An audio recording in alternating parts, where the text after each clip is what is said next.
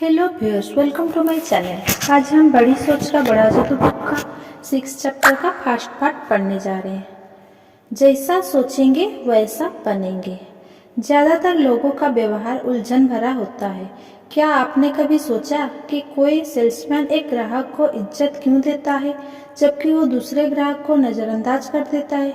कोई आदमी एक महिला के लिए दरवाज़ा क्यों खोल देता है जबकि दूसरी महिला के लिए नहीं खोलता? कोई कर्मचारी एक सुपीरियर के आदेशों को फटाफट पालन क्यों करता है जबकि दूसरे सुपीरियर के आदेशों का पालन मन मार कर करता है?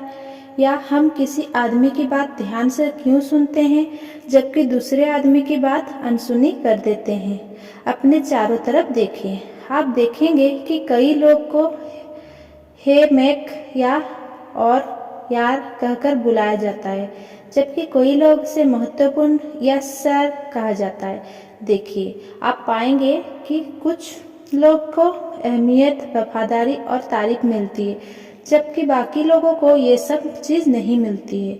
और करीब से देखने पर आप पाएंगे कि जिन लोगों का सबसे ज़्यादा सम्मान मिलता है वे सबसे ज़्यादा सफल भी होते हैं। इसका कारण क्या है? एक शब्द में इसका जवाब दिया जाए तो इसका कारण है सोच। सोच के कारण ही ऐसा होता है। दूसरे लोग हमें वही देखते हैं जो हम अपने आप में देखते हैं। हमें उसी तरह का व्यवहार मिलता है जिसके काबिल हम खुद को समझते हैं।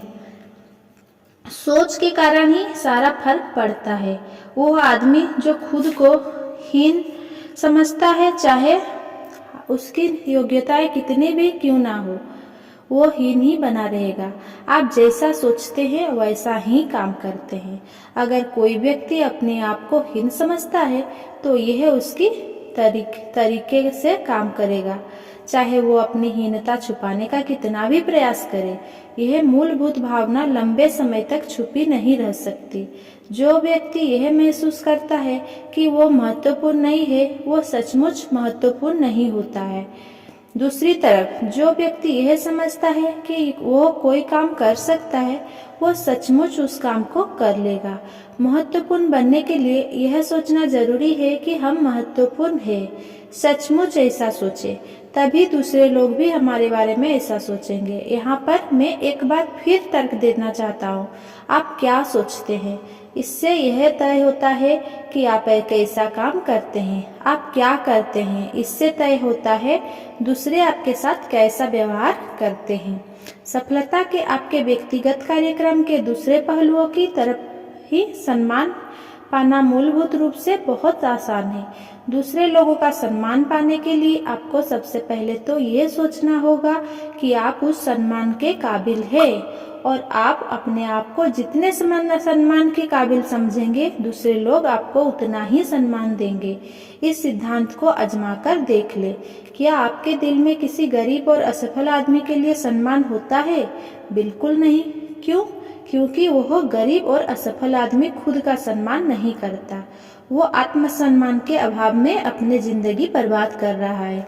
आत्मसम्मान हमारे हर काम में साफ दिख जाता है। इसीलिए हम इस तरफ ध्यान देना होगा कि हम किस तरह अपना आत्मसम्मान बढ़ा सकते हैं और दूसरों से सम्मान हासिल कर सकते हैं। महत्वपूर्ण दिखें, इससे खुद को महत्वपूर्ण समझने में मदद मिलती है। नियम याद रखें कि आपका व्यक्तित्व बोलता है। आप कैसे दिखते हैं, इससे आपकी छवि बनती है।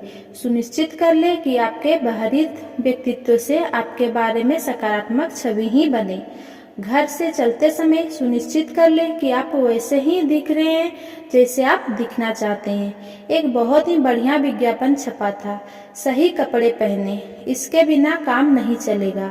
यह विज्ञापन American institute of men's and boys wear ने प्रायोजित किया था। इस विज्ञापन को हर ऑफिस, रेस्ट रूम, बेडरूम और स्कूल रूम में लगाकर रखना चाहिए। एक और विज्ञापन में एक पुलिस वाला बोलता है, आप किसी बच्चे के भाव से समझ लेते हैं कि वो बच्चा बदमाश है।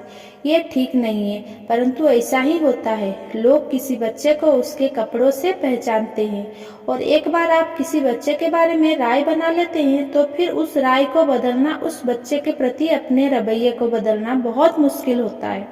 अपने बच्चे को देखें, उसे उसकी टीचर की नज़र से देखें, आपके पड़ोसी की नज़र से देखें। उसका जो हुलिया है, वो जो कपड़े पहनता है, क्या उससे उसकी गलत छवि बन रही है? क्या आपको यह पक्का विश्वास है कि वो सही दिखता है, सही कपड़े पहनता है और हर जगह सही व्यवहार करता है? यह विज्ञापन बच्चों के बारे में था, परंतु इसे वयस्क पर भी लागू किया जा सकता है। आप शब्दों में थोड़ा सा हेर फेर कर लें और पड़ोसियों की जगह सहयोगी कर लें, टीचर की जगह सुपीरियर कर लें और उसे की जगह अपने आप को कर ले। अब यह वाक्य इस तरह का हो गया। अपने आप को अपने सुपीरियर की नज़रों से देखें, अपने सहयोगियों की नज़र से देखें। साफ सुथरा दिखने में बहुत कम खर्च होता है। इस स्लोगान को शब्दशः ले। इससे यह सीख ले कि सही कपड़े पहने, इससे हमेशा फायदा होता है। याद रखें, महत्वपूर्ण दिखे क्योंकि इससे महत्वपूर्ण सोचने में मदद मिलती है। कपड़ों का इस्तेमाल आत्मविश्वास बढ़ाने के साधन के रूप में करें। हमारे मनोविज्ञान के प्रोफेसर परीक्षा के एक दिन पहले हमें सलाह दिया करते थे। इस महत्वपूर्ण परीक्षा के लिए अच्छे कपड़े पहनना, नई टाई पहनकर आना, अपने सूट को अच्छे से प्रेस कर लेना, अपने जूते चमका लेना, अच्छे दिखना, क्योंकि तुम्हें परीक्षा में अच्छा प्रदर्शन करना है। प्रोफेसर का मनोविज्ञान बिल्कुल सही था। इस बार में कई गलतफहमी ना फैले। आपके बाहरी रूप रंग या हुलिये से आपके मानसिक हुलिये पर बहुत प्रभाव पड़ता है।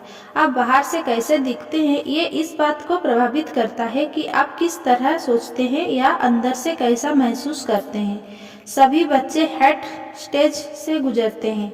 इसका मतलब है कि वे जिस पात्र का अभिनय करना चाहते हैं, वे उसका हैट पहनकर उसकी नकल करते हैं। मुझे अपने पुत्र डेवी के साथ हुई हैट की एक घटना हमेशा याद रहेगी। एक दिन वो अड़ गया कि उसे लोन रेंजर ही बनना है, परंतु उसके पास लोन रेंजर का हैट नहीं था। मैंने उसे समझाने की बहुत कोशिश की कि वो दूसरा हैट पहनकर लोन रेंजर बन जाए, परंतु उसने आपत्ति की। पर डैड, मैं बिना लोन रेंजर हैट पहने लोन रेंजर की तरह नहीं सोच पाऊंगा। मैंने आखिरकार हार मान ली और उसे उसका मनचाहा हैट खरीद कर दे दिया और हैट पहनने के बाद वो सचमुच लोन रेंजर बन गया। मैं इस घटना को अक्सर याद कर लेता हूँ क्योंकि इससे पता चलता है कि हमारी बाहरी व्यक्तित्व का हमारी सोच पर क्या प्रभाव होता है।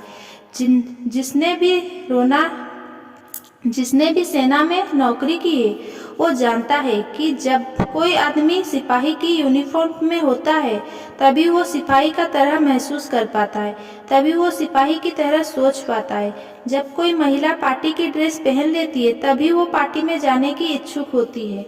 इसी तरह से अगर कोई एग्जीक्यूटिव वाले कपड़े पहन ले तो वह एग्जीक्यूटिव की तरह दिखने लगता है, उसकी तरह सोचने लगता है। एक सेल्समैन ने मुझे यह बात इस तरह समझाई, मैं तब तक समृद्ध अनुभव नहीं कर सकता और मुझे यह अनुभव करना ही होता है क्योंकि इसके बिना मैं बड़ी सेल नहीं कर सकता, जब तक कि मुझे यह विश्वास ना हो कि मैं उस तरह का दिखता हूँ। आपकी वेशभूषा आपसे कुछ कहती है, परंतु ये दूसरे से भी कुछ कहती है। इसी के आधार पर तय होता है कि दूसरे लोग आपके बारे में क्या सोचते हैं। सिद्धांत में यह सुनना अच्छा लगता है कि लोग को आदमी की बुद्धि देखनी चाहिए, कपड़े नहीं, परंतु इससे धोखा ना खाएं। लोग आपके बाहरी व्यक्तित्व के हिसाब से आपका मूल्यांकन करते हैं। आपका बाहरी व्यक्तित्व ही लोगों के मूल्यांकन का पहला आधार होता है और पहली छाप हमेशा के लिए हो जाती है, चाहे बाद में कुछ भी हो। एक दिन सुपरमार्केट में मैंने एक टेबल पर अंगूर रखे देखे जिन पर कीमत डली थी 1 पाउंड 15 सेंट। दूसरी टेबल पर भी बिल्कुल वैसा ही अंगूर रखे थे, परंतु उन्हें पॉलीथीन के बैग में पैक किया हुआ था और उन पर कीमत लिखी हुई थी 2 पाउंड 35 सेंट।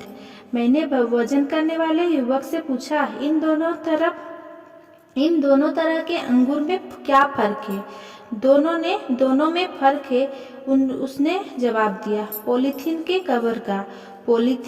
पॉलीपेक वाले अंगूर साधारण अंगूर से 2 गुना ज़्यादा बिकते हैं क्योंकि वह ज़्यादा आकर्षक दिखते हैं। अगली बार जब आप खुद को बेचने जाएं तो अंगूरों के उदाहरण को ध्यान में रखें। अच्छी पैकिंग हो तो आप अपने आप को ज़्यादा अच्छी तरह से बेच पाएंगे और ज़्यादा कीमत में भी। इससे हमें यह शिक्षा मिलती है कि आपकी पैकिंग जितनी अच्छी होगी आपको उतना ही जनता ज़्यादा पसंद करेंगे। कल आप उन लोगों के देखें जिन्हें रेस्तोरें, बसों, भीड़ों भरी लंबियों, स्टोर्स और ऑफिस से सबसे ज़्यादा सम्मान मिलता है। लोग सामने वाले आदमी पर एक नज़र डालते हैं, अवचेतन में उसका मूल्यांकन करते हैं और उसके साथ उसी तरह का व्यवहार करते हैं। हम किसी आदमी की तरफ देखते हैं और यार वाला व्यवहार करते हैं। हम दूसरे आदमी की तरफ देखते हैं और यस सर वाला व्यवहार करते हैं। हाँ, आदमी का बाहरी आवरण बोलता है। अच्छी वेशभूषा वाले व्यक्ति की सकारात्मक छाप पड़ती है। इससे लोग तक यह संदेश पहुंचता है, यह एक महत्वपूर्ण व्यक्ति है, बुद्धिमान, अमीर और भरोसेमंद है। इस व्यक्ति का सम्मान करना चाहिए, इसकी तारीफ करनी चाहिए और इस पर भरोसा करना चाहिए। ये खुद का सम्मान करता है और मैं भी उसका सम्मान करूँगा। फटे हाल या गंदे कपड़े पहनने व्यक्ति की लोगों पर नकारात्मक छाप पड़ती है। ऐसे कपड़े से यह संदेश पहुंचता है, यह रहा एक असफल व्यक्ति, लापरवाह, अयोग्य और महत्वहीन। वो सिर्फ एक औसत आदमी है। उसकी तरफ कोई विशेष ध्यान नहीं देना चाहिए। उसे धक्के खाने की आदत होगी। जब मैं अपने प्रशिक्षण कार्यक्रम में इस बात पर जोर देता हूँ कि अपने पहनावे का सम्मान करो, तो मुझसे हमेशा यही सवाल पूछा जाता है। मैं आपकी बात से सहमत हूँ, पहनावा महत्वपूर्ण है, परंतु मैं इतने महंगे कपड़े कैसे पहन पाऊँगा जिन्हें पहनकर मुझ में आत्मविश्वास जाग जाए और दूसरे मेरा सम्मान करने लगे।